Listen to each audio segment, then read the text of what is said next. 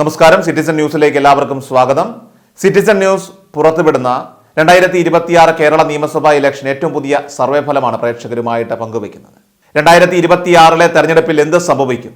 കേരളത്തിലെ 140 നിയോജക മണ്ഡലങ്ങളിൽ ഏത് മുന്നണികൾക്ക് ജയിച്ചു കയറാനാകും? രാഷ്ട്രീയ അടിയൊഴുക്കുകളിൽ ആരൊക്കെ കടപുഴകി വീഴും എന്നതിൻ്റെയൊക്കെയുള്ള ഒരു അഭിപ്രായ സർവേയാണ് ഞങ്ങളിപ്പോൾ പുറത്തുവിടുന്നത്.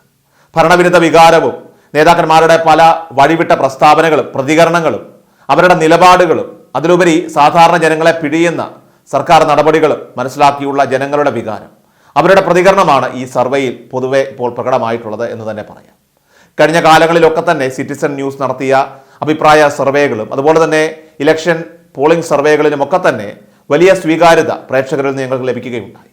പ്രത്യേകിച്ചും ഇക്കഴിഞ്ഞ നിലമ്പൂർ ഉപതെരഞ്ഞെടുപ്പിൽ ഞങ്ങൾ നടത്തിയ സർവേ ഫലങ്ങൾ ഒക്കെ വളരെ കൃത്യമായിരുന്നു എന്നതാണ് ശ്രദ്ധേയം. അപ്പോൾ ഇതിൻ്റെയൊക്കെ പശ്ചാത്തലത്തിൽ നിന്നുകൊണ്ടാണ് നമ്മൾ 2026 തെരഞ്ഞെടുപ്പിനെ മുന്നിൽ കണ്ടുകൊണ്ട് ഒരു സർവേ ഫലം ഇപ്പോൾ പുറത്തുവിടുന്നത്. കേരളത്തെ മൂന്നായിട്ട് തിരിച്ചുകൊണ്ട് മലബാർ, മധ്യ കേരളം, അതോടൊപ്പം തന്നെ തിരുവിതാംകൂർ, ഇങ്ങനെ 3 മേഖലകളായിട്ട് തിരിച്ചുകൊണ്ടാണ് ഞങ്ങൾ ഈ സർവേ തയ്യാറാക്കിയിരിക്കുന്നത്. അതിലാദ്യമായിട്ട് മലബാർ മേഖലയാണ്. മലബാർ മേഖലയിൽ ഉൾപ്പെടുന്ന 6 ജില്ലകളുണ്ട്. ആ 6 ജില്ലകളിൽ 60 സീറ്റുകൾ, 60 നിയോജക മണ്ഡലങ്ങളുണ്ട്. അതിൽ ഓരോന്നായിട്ട് നമുക്കൊന്ന് നോക്കാം. ആദ്യം കാസർഗോഡ് ജില്ലയാണ്. കാസർഗോഡ് ജില്ലയിൽ 5 നിയമസഭാ മണ്ഡലങ്ങളാണ് ഉള്ളത്.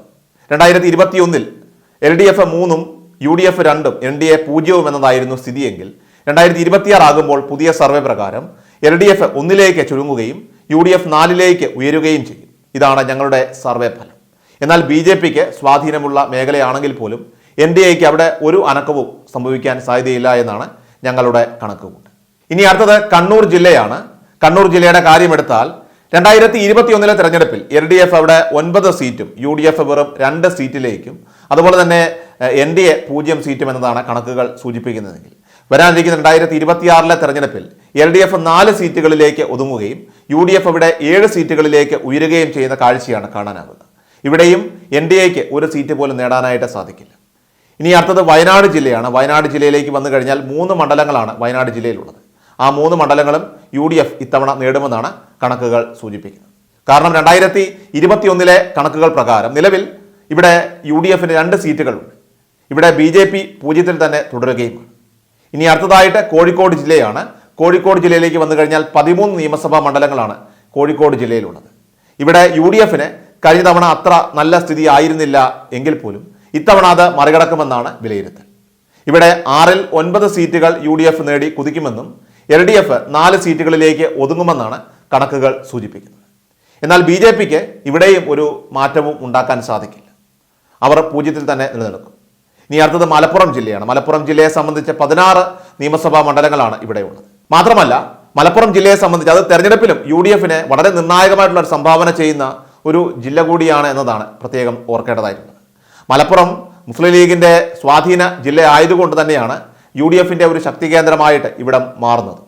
UDFന്റെ ആര്യടൻ ഷൗക്കത്ത് വിജയിച്ച ഇപ്പോൾ ഉപതെരഞ്ഞെടുപ്പ് നടന്ന ഈ നിലമ്പൂർ മണ്ഡലമടക്കം 13 സീറ്റുകൾ UDF അവിടെ നേടുകയും വെറും 3 സീറ്റുകളിലേക്ക് മാത്രം LDF ചുരുങ്ങുകയും ചെയ്യുന്ന കാഴ്ചയാണ് 2026 വരാൻ പോകുന്നത്. എന്നാൽ ഇവിടെ ആകട്ടെ BJPയുടെ സ്ഥിതി പതിവ് പോലെ 0 തന്നെ നിൽക്കുകയാണ്. ഇനി അടുത്തത് പാലക്കാട് ജില്ലയാണ്. പാലക്കാട് ജില്ലയിൽ 12 നിയമസഭാ മണ്ഡലങ്ങളാണ് ഉള്ളത്. 10 സീറ്റുകളും ഇടതുപക്ഷത്തിന്റെ കയ്യിലാണ്. വെറും 2 സീറ്റുകൾ മാത്രമാണ് ഇവിടെ UDFനുള്ളത്. എന്നാൽ 2026 UDF ഇവിടെ കൂടുതൽ സീറ്റുകൾ നേടാൻ സാധ്യതയുണ്ട്. അതിനാൽ തന്നെ ഇവിടെ ഒരു മുന്നേറ്റം സൃഷ്ടിക്കാനുള്ള ഒരുക്കങ്ങൾ UDF പൂർത്തിയാക്കി കഴിഞ്ഞിരിക്കുകയാണ്. UDF ഇവിടെ 5 സീറ്റുകളിലേക്ക് ഉയരാനുള്ള സാധ്യതയുണ്ട്. LDF ആകട്ടെ കഴിഞ്ഞ തവണത്തെ 8ൽ നിന്ന് 7ലേക്ക് ചുരുങ്ങുകയും ചെയ്യുന്ന ഒരു സാഹചര്യമാണ് കാണാനാവുന്നത്. അങ്ങനെ കാസർഗോഡ് മുതൽ പാലക്കാട് വരെയുള്ള മലബാർ മേഖലയിലെ 60 നിയോജക മണ്ഡലങ്ങളിൽ കഴിഞ്ഞ തവണ LDF 39 സീറ്റുകൾ നേടുകയും UDF 21 സീറ്റിലായിരുന്നുവെങ്കിൽ 2026 UDF 40-41 സീറ്റുകൾ എന്ന നിലയിലേക്ക് ഉയരുകയും LDF വെറും 18-19 സീറ്റ് എന്ന നിലയിലേക്ക് താഴുകയും ചെയ്യുന്ന സ്ഥിതിയാണ് കാണാനാവുന്നത്. അതായത് UDFന്റെ ഒരു കുതിച്ചു ചാട്ടം ഈ മേഖലയിൽ നമുക്ക് കാണാൻ സാധിക്കും. പിന്നെ BJP ആകട്ടെ ഒന്ന് തലപൊക്കി നോക്കാൻ പോലും പറ്റാത്ത ത്രാണിയില്ലാത്ത അവസ്ഥയിലേക്ക് മലബാർ മേഖലയിൽ കൂപ്പുകുത്തുകയും ചെയ്യും. ഇനി മധ്യ കേരളമാണ്. മധ്യ കേരളത്തിലേക്ക് വന്നു കഴിഞ്ഞാൽ തൃശ്ശൂർ മുതൽ കോട്ടയം വരെ 41 നിയമസഭാ മണ്ഡലങ്ങളുണ്ട്. ഇവിടെ ആകട്ടെ നിർണായകമായിട്ടുള്ള മുന്നേറ്റമാണ് UDFനെ അധികാരത്തിലെത്തിക്കാനായിട്ട് കാരണമായിട്ട് മാറുന്നത്. കാരണം അതിൽ ആദ്യം തൃശ്ശൂർ ജില്ലയാണ്. തൃശ്ശൂർ ജില്ലയിൽ 13 നിയമസഭാ മണ്ഡലങ്ങളുണ്ട്. ഇവിടെ 2021 സ്ഥിതി LDF 12ഉം UDF ഒരു സീറ്റ് നേടിയപ്പോൾ യു ഡി എഫിന് ഒരു കനത്ത തിരിച്ചടിയാണ് തൃശൂർ സമ്മാനിച്ചത്. എന്നാൽ ഇത്തവണ 1 എന്നുള്ളത് 3 സീറ്റാക്കി യു ഡി എഫ് മുന്നേറുകയും എൽ ഡി എഫ് 10 സീറ്റുകളിലേക്ക് നിലനിൽക്കുകയും ചെയ്യുമെന്നാണ് കണക്കുകൂട്ടൽ. എന്നാൽ ഇവിടെ ബി ജെ പിയെ സംബന്ധിച്ച് 2024 ഒരു ലോക്സഭാ സീറ്റ് നേടാനായി എന്നതിനാൽ തന്നെ ബി ജെ പി ഇവിടെ ഒരു നിയമസഭാ സീറ്റ് പിടിച്ചെടുക്കാനുള്ള സാധ്യതയും നമുക്ക് തള്ളിക്കളയാൻ സാധിക്കില്ല. അപ്പോൾ അങ്ങനെ വന്നാൽ അത് ഏത് മുന്നണിയെ ബാധിക്കുമെന്നത് വളരെ നിർണായകവുമാണ്. ഇനി അടുത്തത് എറണാകുളം ജില്ലയാണ്. മലപ്പുറം പോലെ തന്നെ യു ഡി എഫിന് ഏറെ സ്വാധീനമുള്ള ഒരു ജില്ലയാണ് എറണാകുളം.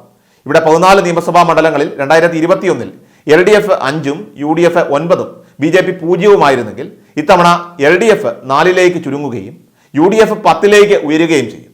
ഇവിടെയും ബി ജെ പിയുടെ ഒരു മുൻതൂക്കം ഒരുപക്ഷെ ഉണ്ടായേക്കാം. കാരണം ക്രൈസ്തവ ഭൂരിപക്ഷമായിട്ടുള്ള എറണാകുളം ജില്ലയെ സംബന്ധിച്ച് ക്രൈസ്തവ സമുദായത്തെ ലക്ഷ്യം വെച്ചുകൊണ്ട് ബി ജെ പി നടത്തുന്ന നീക്കങ്ങൾ ഒരുപക്ഷെ ഒരു പരിധി വരെയൊക്കെ അവർക്കൊരു നിലനിൽപ്പിന് വഴിവെച്ചിട്ടുണ്ട് എന്നാണ് വിലയിരുത്താൻ കഴിയുന്നത്. ഇനി അടുത്തതായിട്ട് ഇടുക്കി ജില്ലയാണ്. ഇടുക്കി ജില്ലയിൽ 5 നിയമസഭാ മണ്ഡലങ്ങളാണ് ഉള്ളത്.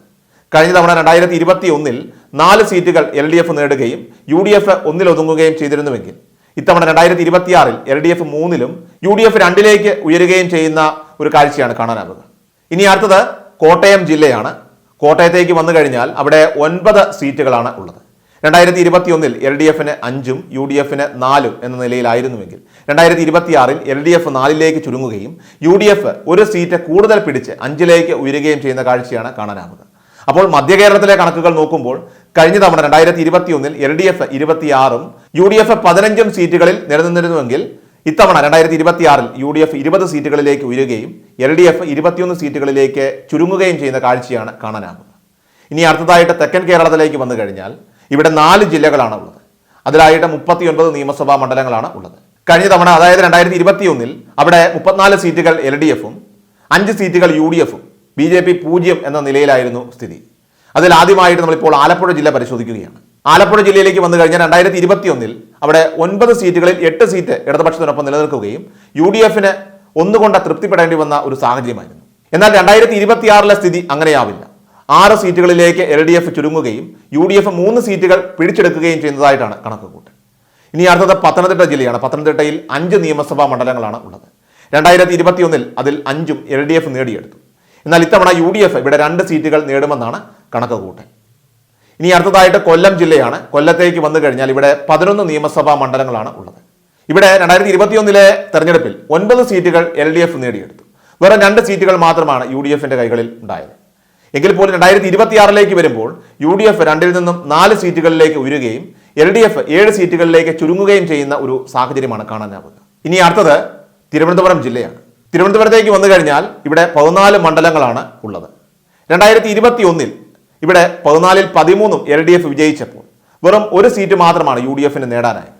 എന്നാൽ ആ ഒരു മുന്നേറ്റം അടുത്ത തെരഞ്ഞെടുപ്പിൽ എൽ ഡി എഫിന് കാഴ്ചവെക്കാൻ സാധിക്കില്ല എന്നാണ് ഞങ്ങളുടെ സർവേയിൽ തെളിഞ്ഞു വരുന്നത്. ഇവിടെ എൽ ഡി എഫ് 8 സീറ്റുകളിലേക്ക് ചുരുങ്ങുകയും യു ഡി എഫ് പഴയ 1-ൽ നിന്ന് 6 സീറ്റുകളിലേക്ക് ഉയരുകയും ചെയ്യുന്ന ഒരു കാഴ്ചയാണ് നമുക്ക് കാണാനാവുക. അപ്പോൾ കേരളത്തിന്റെ പൊതുവികാരം, ഇപ്പോഴത്തെ പൊതുവികാരം മുൻനിർത്തിയാണ് ഈ സർവേ ഫലം ഞങ്ങൾ ഇപ്പോൾ പുറത്തുവിടുന്നത്. ഭരണവിരുദ്ധ വികാരവും സി പി എമ്മിൻ്റെയും നേതാക്കളുടെയും പ്രസ്താവനകളും അവരുടെ നിലപാടുകളൊക്കെയും അതിലുമുപരി സാധാരണ ജനങ്ങളെ പിഴിയുന്ന സർക്കാരിൻ്റെ നടപടികൾ ഇതൊക്കെ കൃത്യമായി മനസ്സിലാക്കിയുള്ള ജനത്തിൻ്റെ പ്രതികരണമാണ് ഈ സർവേയിലൂടെ ഇപ്പോൾ പൊതുവെ പ്രകടമായിരിക്കുന്നത് എന്ന് തന്നെ ഞങ്ങൾക്ക് പറയാൻ സാധിക്കും. എന്തുതന്നെയായാലും 2 ഘട്ടങ്ങളിലായിട്ട് എൽ ഡി എഫിൻ്റെ ഭരണത്തിൽ ശ്വാസം മുട്ടുന്ന കേരളത്തിലെ ജനങ്ങളെ സംബന്ധിച്ച് ഒരു ഭരണമാറ്റത്തിനായിട്ട് ഇപ്പോൾ ജനങ്ങളെല്ലാം തയ്യാറായി കഴിഞ്ഞു എന്നതാണ് ഈ ഒരു സർവേയിലൂടെ നമുക്കിപ്പോൾ വ്യക്തമാക്കുന്നത്. യു ഡി എഫിൻ്റെ മികച്ച ഒരു മുന്നേറ്റമാണ് 2026 കാണാനായിട്ട് സാധിക്കുക. ഇനിയെല്ലാം വോട്ട് ചെയ്യുന്ന ജനങ്ങളാണ് തീരുമാനിക്കേണ്ടത്.